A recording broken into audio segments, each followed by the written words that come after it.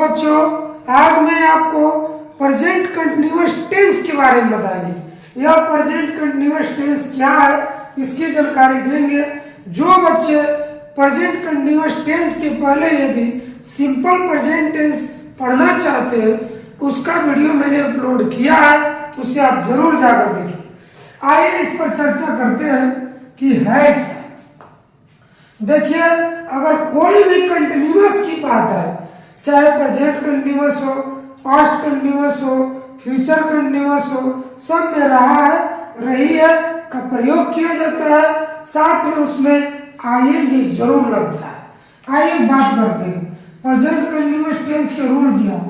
सबसे पहले इंडिकेट, पहचानेंगे कैसे इसे। इंडिकेट किसी भी सेंटेंस के अंत में रहा है, रही है, रहे, रही है, रहे लगा रहता है। जहां किसी भी सेंटेंस के अंत में रहा है, रही है, रहे है लिखा रहेगा, समझ जाइएगा वो प्रेजेंट कंटिन्यूअस टेंस है। उसे हम प्रोग्रेसिव टेंस भी कहते हैं। मतलब प्रेजेंट कंटिन्यूअस टेंस को प्रोग्रेसिव टेंस भी कह सकते हैं। रूल का यह स्ट्रक्चर का इसका रूल है subject plus is, am, are plus V four, उसके बाद अदर वर्ड है। ठीक है, अब जानेंगे कि इज क्या है। तो इज आपको सिंगुलर वर्ब, इज है सिंगुलर वर्ब। ठीक, उसके बाद इसका यूज कहाँ होगा, यूज्ड सिंगुलर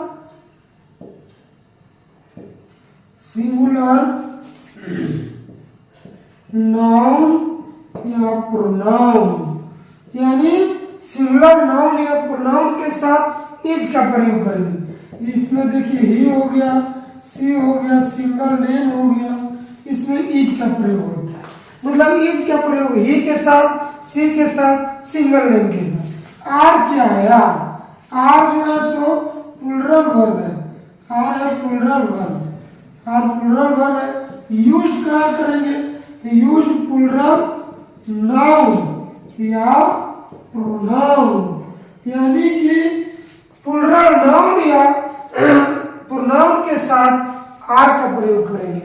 आर की मतलब ए आर ई, ठीक है, यानी यू हो गया, दे हो गया, आई हो गया, वी हो गया, या डबल नेम भी लिख सकते हैं, डबल नेम। अब देख लीजिए बच्चों, इज का प्रयोग कहाँ करेंगे, ही के साथ, सी के साथ, नेम के साथ। उसके बाद आर का प्रयोग कहाँ करेंगे, यू के साथ, दे के साथ, आई के साथ, नहीं आई के साथ प्रयोग नहीं, वी के साथ, डबल नेम के साथ, और आई के साथ सिर्फ एम का प्रयोग किया जाता है। यानी आई के लिए एम, इज के लिए ही, सी नेम, और आर के लिए you, they, we, double name है ना, या एक से अधिक नाम में, क्योंकि आर एक प्लूरल वर्ब है तो प्लूरल उसके लिए सब्जेक्ट भी होना जरूरी है।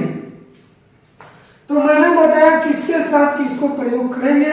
इज क्या है, आर क्या है, आर सिंगुलर वर्ब है, सॉरी इज सिंगुलर वर्ब है, आर प्लूरल वर्ब है। इज का प्रयोग ही, सी नेम, आर का प्रयोग you, they, we, double name. चलिए अब बात करते हैं। अब सवाल है V4 क्या है। V4 जहां लिखा रहेगा समझ जाइएगा आईएनजी की बात कर रहा है। तो आइए बातचीत करते हैं। एक होता है V1 और एक होता है V4। ध्यान दीजिएगा, V1 कहने का मेरा मतलब हुआ वर्ब का पहला रूप, अब V4 कहने का मीनिंग हुआ, इसको यहां लिख देते हैं आई के लिए, ठीक। देखिए V1 और V4, तो V4 कहने का मतलब क्या होता है, V4 के मतलब आईएनजी होता है। तो ध्यान दीजिए किसके साथ कैसे आईएनजी को जोड़े। जैसे मान लिया जाए वर्ब यानी कि रीड भी वर्ब है, कम भी वर्ब है, उसके बाद गो भी वर्ब है, और उसके बाद स्विम भी वर्ब है। उसके बाद लिखा जाए रीड हो गया, राइट भी वर्ब है, ठीक है ना, राइट हो गया।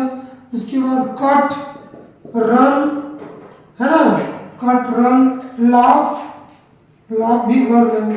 उसके बाद बात करते हैं और वर्ब के नाम लिया जाए टीच, टीच, टीच। तो आइए रीड में क्या होगा, रीडिंग। कम में देखिए यहां ध्यान देना है, कम में अगर अंत में ई है तो ई को हटाकर आईएनजी जोड़ेंगे। कम ये ई को डिलीट कर दिए, आईएनजी जोड़ दिए। गो में क्या होगा, गोइंग। स्विम देखिए इसमें देखना है डबल बनेगा, SWMMING, ठीक। राइट है, फिर यहाँ लास्ट में ही है, इसको हटा दीजिए, आईएनजी जोड़ दीजिए। कट है, यहाँ डबल टी के साथ आईएनजी। रन है, यहाँ भी डबल एन के साथ आईएनजी। लाफ,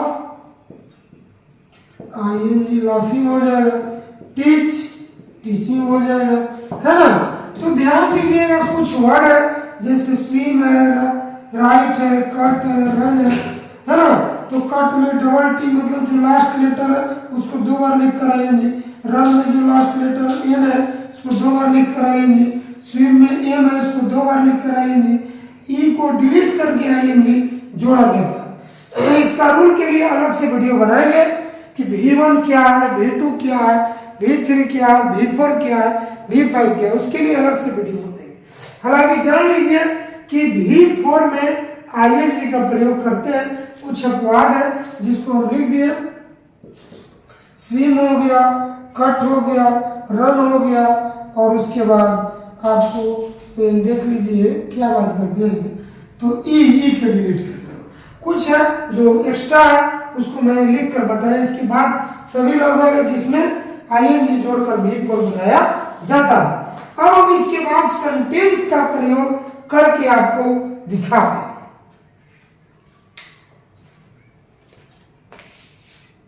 अब देखिए मैं आपको सेंटेंस को बता रहे हैं कि इसका सेंटेंस को कैसे प्रयोग करेंगे। जैसे मान लिया जाए लिखा है I, you, she, he, है ना। उसके बाद we, किसी का नाम ले लीजिए राम, ठीक है, या फिर डबल नेम ले लीजिए राम एंड सीता, या फिर डॉग्स ले लीजिए, है ना। अब ध्यान देना इस सेंटेंस को कैसे हम आपके सामने वर्ब का प्रयोग करेंगे। ये सब्जेक्ट हुआ, आई सब्जेक्ट है, यू सब्जेक्ट है, सी सब्जेक्ट है, ही सब्जेक्ट है, वी सब, ये सब सब्जेक्ट है। और सब्जेक्ट में नाउन भी है, प्रोनाउन भी है। आई क्या है, प्रोनाउन है। यू क्या है, प्रोनाउन है। सी भी प्रोनाउन है, ही भी प्रोनाउन है, वी भी प्रोनाउन है। लेकिन राम और डॉग्स जो है ये दोनों का दोनों नाउन है, यानी नाम किसी का वो भी हो वो नाउन होता है। जैसे देखिए आई के साथ क्या प्रयोग होगा, एन, वी के साथ आर, सी के साथ इज, ठीक है, ही के साथ इज, वी के साथ आर, नाम के साथ क्या लगेगा इज, डबल नेम में क्या लगेगा आर। अब डॉग्स है, कुत्ते बहुत सारे, यहाँ भी प्लूरल सब्जेक्ट है, डॉग्स प्लूरल सब्जेक्ट है, यहाँ भी आर का प्रयोग। अब किसी भी वर्ब को ले लो, जैसे गोइंग, प्लेइंग, रीडिंग, टीचिंग, कुछ किसी भी सब्जेक्ट सॉरी वर्ब ले लो, तो हम यहाँ वर्ब ले लेते हैं प्लेइंग, ठीक है, प्लेइंग, प्लेइंग क्रिकेट लिख देते हैं, ठीक। अब इसको आप देखिएगा कि मैंने बताया आई एम प्लेइंग क्रिकेट, खेल के नाम के पहले आर्टिकल का प्रयोग नहीं होता है। चाहे कोई भी खेल हो, क्रिकेट हो, फुटबॉल हो, टेनिस हो, किसी भी प्रकार के खेल के नाम के पहले आर्टिकल का प्रयोग नहीं होगा। तो इसके क्रिकेट के पहले ना द लगेगा, ना ए लगेगा, ना एन लगेगा, क्योंकि आर्टिकल 3 का होता है, ए एन द। अब चलिए वी आर प्लेइंग क्रिकेट। अब देखिए she is playing cricket, full stop देते लिखते जाना है। सब में यही जो वर्ब है इसी वर्ब को प्रयोग करेंगे। प्लेइंग क्रिकेट, यहाँ भी प्लेइंग क्रिकेट, यहाँ भी प्लेइंग क्रिकेट, इसमें भी लिख देंगे प्लेइंग क्रिकेट। और देखिए ध्यान देना है, कुत्ते कुत्ता क्रिकेट तो खेलेगा नहीं, तो ये सेंटेंस गलत हो जाएगा, इसीलिए इसके जगह पे दूसरा दे देंगे, रनिंग लिख देते हैं, डबल एन जुटेगा, है ना। तो बच्चों मैंने एक सेंटेंस रेडी किया, आई के साथ एम का प्रयोग, वी के साथ, यू के साथ आर, सी के साथ वी। देखना है कि जैसा सब्जेक्ट वैसा हमने वर्ब का प्रयोग किया। यहाँ भी वर्ब है तो ये आपको मेन वर्ब है। अब इसमें बात करते हैं इसके हिंदी की, कि इसका हिंदी क्या होगा। लिखा हुआ है आई एम प्लेइंग क्रिकेट, मैं क्रिकेट खेल रहा हूं। यहाँ रहा रही का प्रयोग किया जाएगा। इसका हिंदी होगा मैं क्रिकेट खेल रहा हूं, है ना। यहाँ क्या होगा, मैं क्रिकेट खेल रहा हूं। यू आर प्लेइंग क्रिकेट, तुम क्रिकेट खेल रहे हो। सी इज प्लेइंग क्रिकेट, वह क्रिकेट खेल रही है। ही इज प्लेइंग क्रिकेट, वह क्रिकेट खेल रहा है।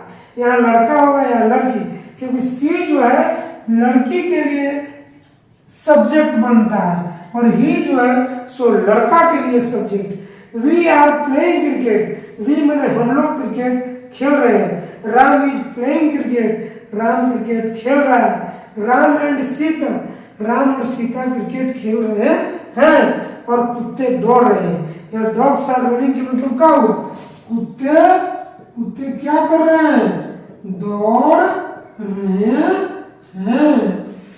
देखिएगा इसको भी आपके सामने हम लिख देते हैं, तुम क्रिकेट खेल रहे हो, ठीक। अब सी है तो वह क्रिकेट खेल रही है, वह क्रिकेट खेल रही है। इसका क्या होगा, वह क्रिकेट खेल रहा है, वह क्रिकेट खेल रहा है, खेल रहा है। तो ऐसा बहुत सारे सेंटेंस बनाए जा सकते हैं, वो आपके ऊपर डिपेंड है। अब देखिए मैं ये अफर्मेटिव सेंटेंस है, एक ऐसा सेंटेंस है अफर्मेटिव। अफर्मेटिव सेंटेंस कहने का मतलब सकारात्मक, इसमें नॉट का प्रयोग नहीं होगा, इसीलिए इसे अफर्मेटिव सेंटेंस का नाम दिया गया, सकारात्मक के लिए। अब आप एक बना लीजिएगा, जैसे आप प्लेइंग लिख दिया है, प्लेइंग की जगह टीचिंग दे दीजिएगा, टीचिंग में क्रिकेट को हटा दीजिएगा। चलिए आइए बात करते हैं। मान लीजिए किसी ने लिख दिया कि वह घर जा रही है।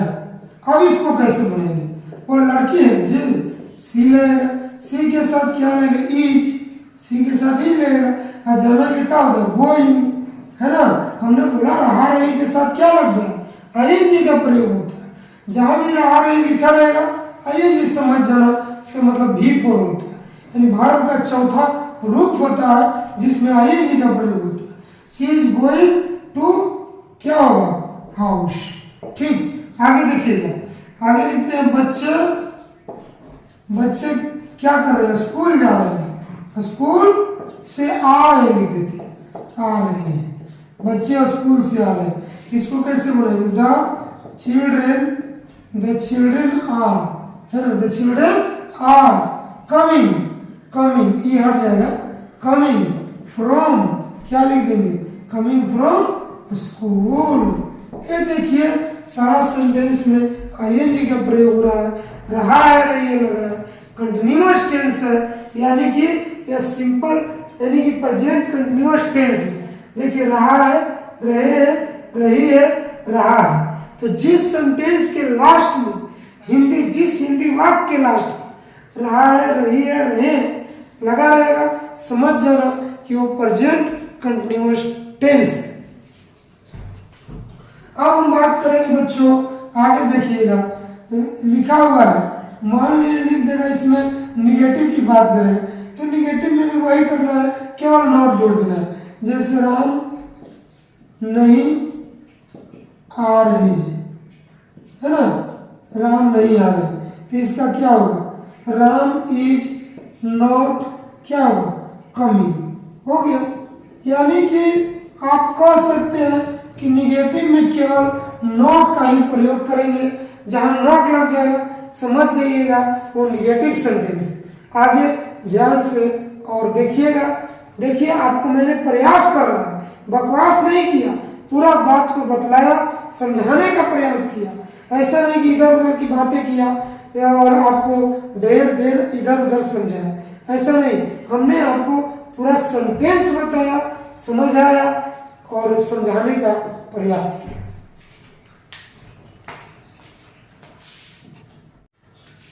अब देखिए निगेटिव सेंटेंस, किसका निगेटिव कैसे बनाएंगे, इंट्रोगेटिव कैसे बनाएंगे। तो देखिए निगेटिव में कुछ नहीं है। निगेटिव सेंटेंस की बात किया जाए तो निगेटिव सेंटेंस में सब्जेक्ट लिख देंगे, है ना, फिर इज लिखेंगे, उसके बाद एम लिखेंगे, आर लिखेंगे, उसके बाद नॉट और भी फॉर और लास्ट में ओडम। ये निगेटिव सेंटेंस है, यानी कि नकारात्मक जिसमें नहीं लगा है। उसके बाद इंट्रोगेटिव, पहले इसका सेंटेंस ले लेते हैं ना, निगेटिव का सेंटेंस ले लेते हैं। जैसे Ram is not teaching me, Ram is not teaching me, इसका हिंदी क्या होगा, राम मुझे नहीं पढ़ाता, राम मुझे नहीं क्या करता है, पढ़ाता है, राम मुझे नहीं पढ़ा रहा है, राम मुझे नहीं पढ़ा रहा है। हमने आपको बोला आईएनजी लगेगा, सेंटेंस में रहा नहीं लगेगा, ठीक है। आगे देखिएगा, सी इज, उसके बाद नॉट लिख देंगे, सी इज नॉट प्लेइंग। बस छोटा छोटा सेंटेंस का प्रयोग करते हैं, बात को मेन समझाना है। सेंटेंस बड़ा के लिए भी वीडियो बनाएंगे, पहले छोटा सेंटेंस बता दें। सी इज नॉट प्लेइंग, वह नहीं खेल रही है। आगे बात करते हैं, थोड़ा एक सेंटेंस बड़ा ले लेते हैं। मैं कलम से नहीं लिख रहा हूं, लिख रहा हूं। देखिए यहाँ सेंटेंस बदल गया, है तो रहा है लेकिन थोड़ा चेंजिंग है। जैसे आई एम नॉट, ठीक है, राइट के भीतर क्या होगा, सॉरी बीपुर का होगा writing. I am not writing with pen, मैं कलम से नहीं लिख रहा हूं। आगे देखिए interrogative, interrogative sentence. Interrogative sentence क्या है, तो इंट्रोगेटिव सेंटेंस में क्या लगेगा, इज हो जाएगा, एम हो जाएगा, उसके बाद आर होगा, सब्जेक्ट होगा, बिफोर होगा, अदर वर्ड, फिर उसके बाद क्वेश्चन होगा। यह इंट्रोगेटिव सेंटेंस। तो इंट्रोगेटिव मतलब प्रश्न पूछा, इसीलिए तो हमने क्वेश्चन मार्क लगा दिया। जहां भी इंट्रोगेटिव सेंटेंस की बात करें समझ जाना वो क्वेश्चन कर रहा है, आपसे प्रश्न कर रहा है। जैसे देखिएगा, इज राम कमिंग, इसका हिंदी क्या होगा, क्या, इसका मतलब क्या होगा, क्या राम आ रहे हैं, क्या राम आ रहे हैं। आगे देखिएगा, इज के बाद लिख दीजिए, इज सी टीचिंग मी, इसका हिंदी क्या होगा, क्या वह मुझे पढ़ा रही है। तो ऐसा हम सेंटेंस का प्रयोग करेंगे जिसमें इंट्रोगेटिव बनेगा। जैसे एक सेंटेंस और ले लेते, जैसे मान लिया जाए are you cutting the tree, इसका हिंदी क्या होगा, क्या तुम पेड़ काट रहे हो। यहां भी आप समझ सकते हैं कि इंट्रोगेटिव मतलब प्रश्नवाचक होता है, निगेटिव मतलब नकारात्मक होता है, किसी को नॉट में